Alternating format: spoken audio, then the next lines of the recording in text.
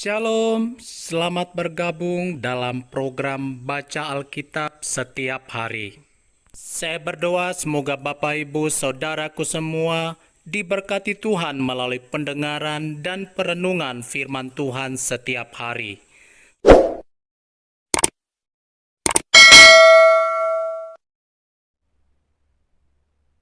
Yosua pasal 23. Pidato perpisahan Yosua kepada para pemimpin bangsa itu. Lama setelah Tuhan mengaruniakan keamanan kepada orang Israel ke segala penjuru terhadap semua musuhnya, dan ketika Yosua telah tua dan lanjut umur, dipanggilnya seluruh orang Israel, para tua-tuanya, para kepalanya, para hakimnya, dan para pengatur pasukannya, dan berkata kepada mereka, "Aku telah tua dan sangat lanjut umur, dan kamu ini telah melihat segala yang dilakukan Tuhan Allahmu kepada semua bangsa di sini demi kamu. Sebab Tuhan Allahmu, dialah yang telah berperang bagi kamu. Ingatlah, aku telah membagikan dengan membuang undi bangsa-bangsa yang masih tinggal ini kepada suku-sukumu menjadi milik pusakamu, seperti juga semua bangsa yang telah kulenyapkan hari itu, mulai dari sungai Yordan sampai ke laut besar, di sebelah matahari terbenam. Dan Tuhan Allahmu, dialah yang akan mengusir dan menghalau mereka dari depanmu, sehingga kamu menduduki negeri mereka, seperti yang dijanjikan kepadamu oleh Tuhan Allahmu. Kuatkanlah benar-benar hatimu dalam memelihara dan melakukan segala yang tertulis dalam kitab hukum Musa, supaya kamu jangan menyimpang ke kanan atau ke kiri, dan supaya kamu jangan bergaul dengan bangsa-bangsa yang masih tinggal di antaramu itu, serta mengakui nama Allah mereka, dan bersumpah demi nama itu, dan beribadah atau sujud menyembah kepada mereka. Tetapi kamu harus berpaut pada Tuhan Allahmu, seperti yang kamu lakukan sampai sekarang. Bukankah Tuhan telah menghalau bangsa-bangsa yang besar dan kuat dari depanmu? Dan akan kamu ini, seorang pun tidak ada yang tahan menghadapi kamu sampai sekarang. Satu orang saja daripada kamu dapat mengejar 1.000 orang, sebab Tuhan Allahmu, dialah yang berperang bagi kamu, seperti yang dijanjikannya kepadamu. Maka demi nyawamu, bertekunlah mengasihi Tuhan Allahmu. Sebab jika kamu berbalik dan berpaut kepada sisa bangsa-bangsa ini, yang masih tinggal di antara kamu, kawin-mengawin dengan mereka, serta bergaul dengan mereka, dan mereka dengan kamu, maka ketahuilah dengan sesungguhnya bahwa Tuhan Allahmu tidak akan menghalau lagi bangsa-bangsa itu dari depanmu, tetapi mereka akan menjadi perangkap dan jerat bagimu, menjadi cambuk pada lambungmu dan duri di matamu, sampai kamu binasa dari tanah yang baik ini, yang telah diberikan kepadamu oleh Tuhan Allahmu. Maka sekarang sebentar lagi, aku akan menempuh jalan segala yang fana. Sebab itu insaflah dengan segenap hatimu dan segenap jiwamu, bahwa satu pun dari segala yang baik yang telah dijanjikan kepadamu oleh Tuhan Allahmu, tidak ada yang tidak dipenuhi. Semuanya telah dikenapi bagimu. Tidak ada satupun yang tidak dipenuhi. Tetapi seperti telah datang atas kamu segala yang baik, yang telah dijanjikan kepadamu oleh Tuhan Allahmu, demikianlah Tuhan akan mendatangkan atas kamu segala yang tidak baik, sampai Ia telah memusnahkan kamu dari tanah yang baik ini, yang diberikan kepadamu oleh Tuhan Allahmu. Apabila kamu melangkahi perjanjian yang telah diperintahkan kepadamu oleh Tuhan Allahmu, dan pergi beribadah kepada Allah lain, dan sujud menyembah kepada mereka, maka murka Tuhan akan bangkit terhadap kamu, sehingga kamu segera binasa dari negeri yang baik yang telah diberikannya kepadamu.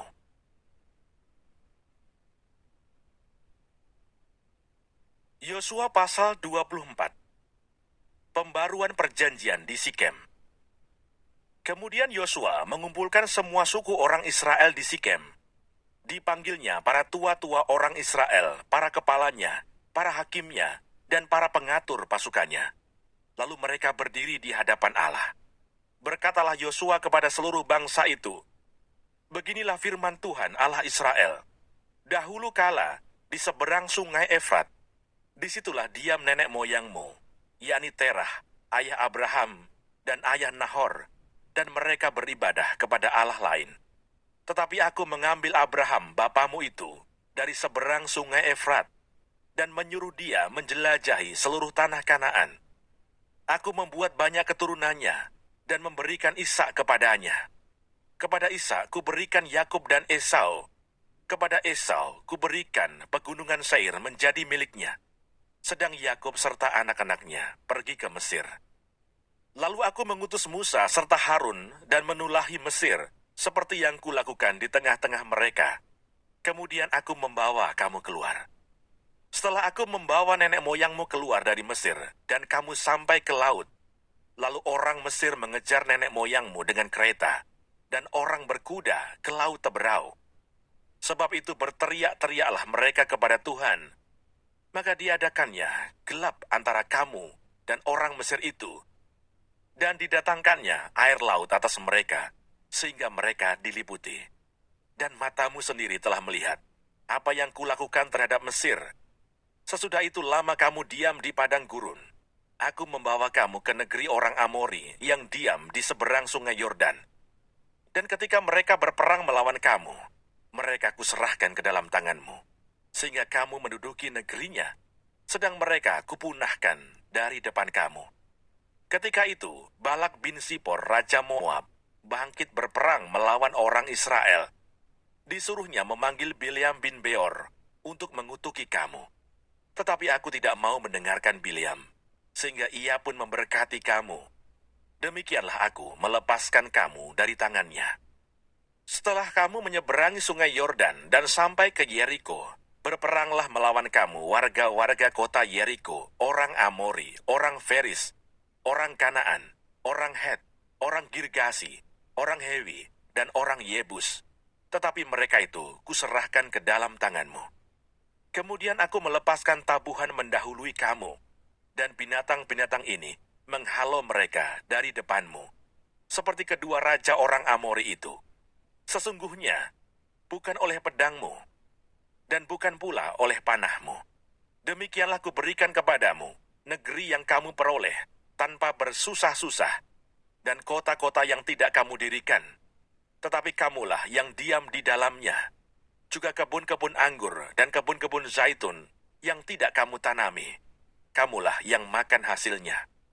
Oleh sebab itu, takutlah akan Tuhan, dan beribadahlah kepadanya dengan tulus ikhlas dan setia. Jauhkanlah Allah yang kepadanya nenek moyangmu telah beribadah di seberang sungai Efrat dan di Mesir, dan beribadahlah kepada Tuhan. Tetapi jika kamu anggap tidak baik untuk beribadah kepada Tuhan, pilihlah pada hari ini kepada siapa kamu akan beribadah. Allah yang kepadanya nenek moyangmu beribadah di seberang sungai Efrat, atau Allah orang Amori yang negerinya kamu diami ini.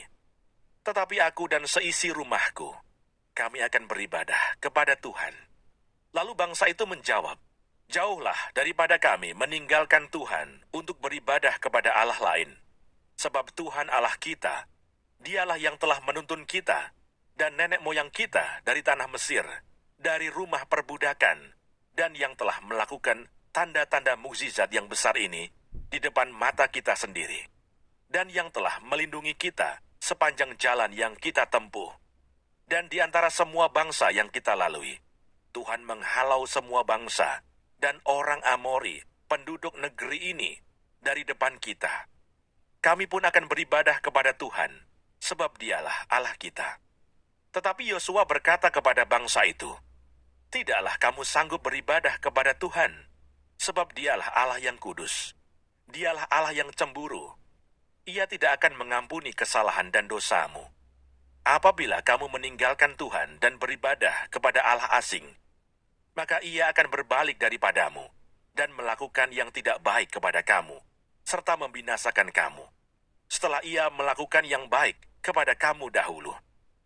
Tetapi bangsa itu berkata kepada Yosua, tidak, hanya kepada Tuhan saja kami akan beribadah.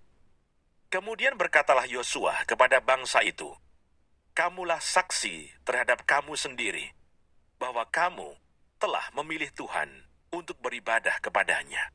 Jawab mereka, "Kamilah saksi." Ia berkata, "Maka sekarang, jauhkanlah Allah asing yang ada di tengah-tengah kamu, dan condongkanlah hatimu kepada Tuhan Allah Israel." Lalu jawab bangsa itu kepada Yosua, "Kepada Tuhan Allah kita, kami akan beribadah, dan firman-Nya akan kami dengarkan." Pada hari itu juga Yosua mengikat perjanjian dengan bangsa itu, dan membuat ketetapan dan peraturan bagi mereka di Sikem. Yosua menuliskan semuanya itu dalam kitab hukum Allah. Lalu ia mengambil batu yang besar dan mendirikannya di sana, di bawah pohon besar, di tempat kudus Tuhan. Kata Yosua kepada seluruh bangsa itu, "Sesungguhnya batu inilah akan menjadi saksi terhadap kita, sebab telah didengarnya segala firman Tuhan yang diucapkannya kepada kita. Sebab itu batu ini akan menjadi saksi terhadap kamu, supaya kamu jangan menyangkal Allahmu." Sesudah itu Yosua melepas bangsa itu pergi, masing-masing ke milik pusakanya. Yosua dan Eleazar mati dan dikuburkan, tulang-tulang Yusuf dikuburkan. Dan sesudah peristiwa-peristiwa ini, maka matilah Yosua bin Nun, hamba Tuhan itu, ketika berumur 110 tahun. Lalu ia dikuburkan di daerah milik pusakanya, di Timnat Serah, yang di pegunungan Efraim, di sebelah utara Gunung Gaas. Orang Israel beribadah kepada Tuhan sepanjang zaman Yosua dan sepanjang zaman para tua-tua yang hidup lebih lama daripada Yosua, dan yang mengenal segenap perbuatan yang dilakukan Tuhan bagi orang Israel. Tulang-tulang Yusuf yang dibawa orang Israel dari Mesir, dikuburkan mereka di Sikem, di tanah milik yang dibeli Yakub dengan harga 100 kesita dari anak-anak Hemor, bapa Sikem, dan yang ditentukan bagi Bani Yusuf menjadi milik pusaka mereka. Juga Eleazar bin Harun mati, dan dia dikuburkan di bukit yang diberikan kepada Pinehas anaknya itu, di pegunungan Efraim.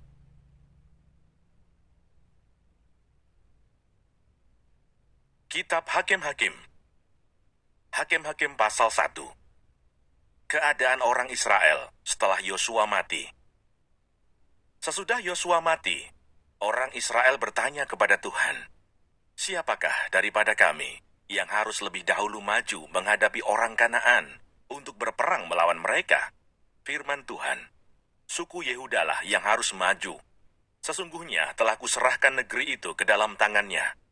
Lalu berkatalah Yehuda kepada Simeon saudaranya itu, "Majulah bersama-sama dengan aku ke bagian yang telah diundikan kepadaku. Dan baiklah kita berperang melawan orang Kanaan, maka aku pun akan maju bersama-sama dengan engkau ke bagian yang telah diundikan kepadamu." Lalu Simeon maju bersama-sama dengan dia. Maka majulah suku Yehuda. Lalu Tuhan menyerahkan orang Kanaan dan orang Feris ke dalam tangan mereka.